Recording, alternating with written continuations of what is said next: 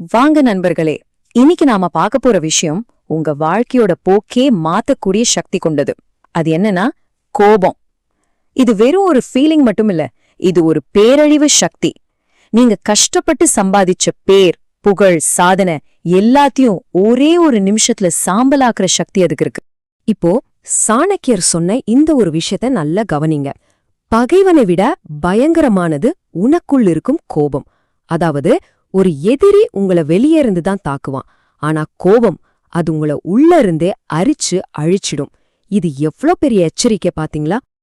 இப்போ நாம பார்க்க போற இந்த 5 தந்திரங்களும் வெறும் அட்வைஸ் கிடையாது. இது ஒரு மென்டல் எக்ஸசைஸ், ஒரு ஆழமான மனப்பயிற்சி. எப்படி ஜெயிக்கிறவங்க கோபத்தையே ஒரு பெரிய சக்தியா மாத்துறாங்களோ அதத்தான் நாமளும் இப்ப செய்ய போறோம்.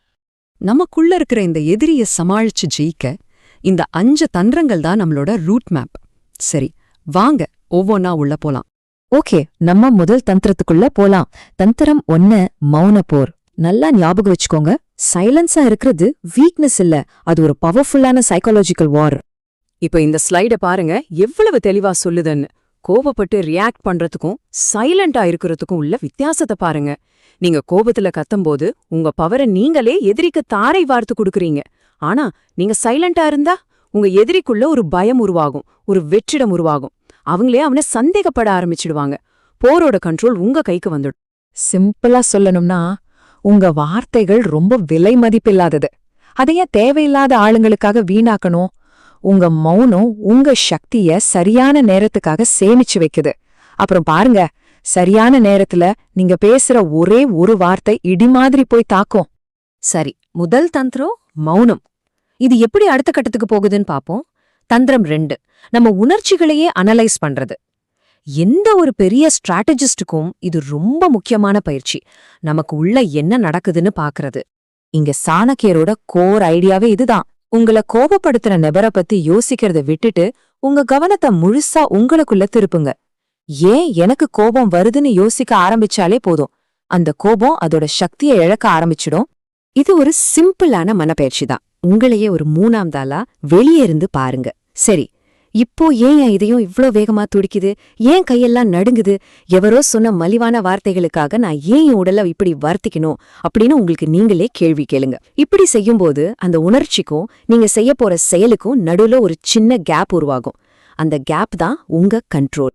யோசிச்சு பாருங்க, யார் உங்களை கோபப்படுத்த முடியுமோ அவங்க உங்களை கண்ட்ரோல் பண்ண முடியும். நீங்க அவங்களுக்கு ஒரு பொம்மை மாதிரி, உங்க ஸ்விட்ச் அவங்க கையில இருக்கு. இந்த அடிமைத்தனத்திலிருந்து வெளியே வர ஒரே வழி உங்க உணர்ச்சிகளை நீங்களே அனலைஸ் பண்றதுதான். இந்த 3வது தந்திரம் இருக்கே, இது ஒரு மாஸ்டர் கிளாஸ். தந்திரம் 3, கோபத்தையே எரிபொருளா மாத்துறது. ஆமா, இங்க நாம கோபத்தை அணைக்க போறதில்ல, அதோட டைரக்ஷனை மாத்த போறோம். சாணக்கியரோட வாழ்க்கையில நடந்த ஒரு சம்பவத்தை பாப்போம். தனநந்தன்கிற மன்னன் சாணக்கியரோட முடிய புடிச்சு இழுத்து மொத்த சபையிலிருந்தும் வெளியே தள்ளி பயங்கரமா அவமானப்படுத்துறான். அப்ப சாணக்கியர் ஒரு சபதம் எடுக்கிறாரு, இந்த நந்த வம்சத்தையே வேரோட அழிக்கிற வரைக்கும் நான் என் முடிய கட்ட மாட்டேன். பாத்தீங்களா, அவர் அந்த கோவத்தை அங்க கத்தி தீக்கல, அது ஒரு அமைதியான ஆனா கொழுந்து விட்டு எரியிற ஒரு வெறியா, ஒரு உறுதியா மாத்தினாரு. இதோட விளைவு அந்த அவமான நெருப்பு தான் பல வருஷத்துக்கு சாணக்கியருக்கு எரிபொருளா இருந்துச்சு. அது அவரை தூங்கவே விடல. சாதாரண பையனா இருந்த சந்திரகுப்தனை கண்டுபிடிச்சு அவனுக்கு பயிற்சி கொடுத்து இந்தியாவின் மிகப்பெரிய சாம்ராஜ்யமான மௌரிய பேரரசியே உருவாக்குறதுக்கு அந்த கோபம் தான் காரணமா இருந்துச்சு. இதுல இருந்து நாம கத்துக்க வேண்டியது என்ன? கோபம் உங்க நாக்குல தெரிஞ்சா அது பலவீனம், அதுவே உங்க முன்னேற்றத்துல தெரிஞ்சா அதுதான் உச்சக்கட்ட சக்தி. உங்களுக்கு வர்ற அவமானத்தை, பின்னடவை எல்லாம் ஒரு எரிபொருளா மாத்துங்க, அது உங்களை இரும்பாக்கும். சரி, இப்போ 4வது தந்திரம். இது ரொம்ப உயர்ந்த ஞானத்தோட அடையாளம். தந்திரம் 4, வெற்றியாளனின் அலட்சியம்.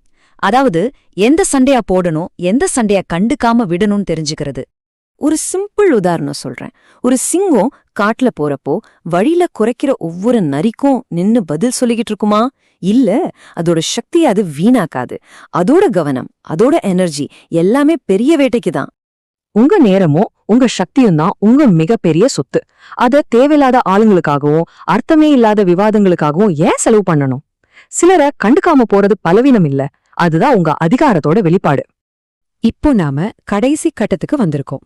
மாஸ்டரியோட உச்சநிலை. தந்திரம் 5, மன்னிப்போட ராஜதந்திரம். முதல்ல ஒன்னு புரிஞ்சுக்கோங்க, மன்னிக்கிறதுங்கிறது உங்க எதிரிக்கு நீங்க செய்யற உதவி இல்ல, அது உங்களுக்கு நீங்களே செஞ்சுக்கிற மிகப்பெரிய உதவி. ஏன்னா ஒருத்தர் மேல கோபத்தை வச்சுக்கிட்டே இருந்தா உங்க மன நிம்மதியோட சாவிய நீங்களே அவங்க கையில கொடுத்த மாதிரி. இங்க சாணக்கியரோட அப்ரோச் ரொம்ப சிம்பிள், ஆனா ரொம்ப பவர்ஃபுல். 2 ஸ்டெப் தான். ஸ்டெப் 1, அந்த நபரை மன்னிச்சிடுங்க. எதுக்கு? அவரோட சிறையிலிருந்து உங்க மனசை நீங்க விடுதலை செய்யறதுக்கு. ஸ்டெப் 2, ஆனா அவரை மறுபடியும் நம்பவே நம்பாதீங்க. அவர் உங்களுக்கு கத்துக் கொடுத்த பாடத்தை மறக்காதீங்க. ஒரு பாம்பு கிட்ட 2வது தடவை கொத்து வாங்குற அளவுக்கு முட்டாளா இருக்கக்கூடாது. இப்போ நாம பேசின எல்லாத்தோட மொத்த சாராம்சமும் இதுதான். கோபத்துக்கும் உங்களுக்கான உறவு எப்படிப்பட்டது? அது உங்கள ஆட்சி செஞ்சா நீங்க ஒரு அடிமை, அத நீங்க ஆட்சி செஞ்சா நீங்க ஒரு அரசன். இந்த கேள்வி உங்களுக்கானது. நீங்க அடிமையா இல்ல அரசனா? இந்த 5 தந்திரங்களும் இப்போ உங்க கையில இருக்கு. இத வச்சு உங்க உணர்ச்சிகளை நீங்க ஆள போறீங்களா இல்ல அது உங்கள ஆள விட போறீங்களான்னு முடிவு பண்ணுங்க. உங்க விதியை நீங்களே உருவாக்குங்க.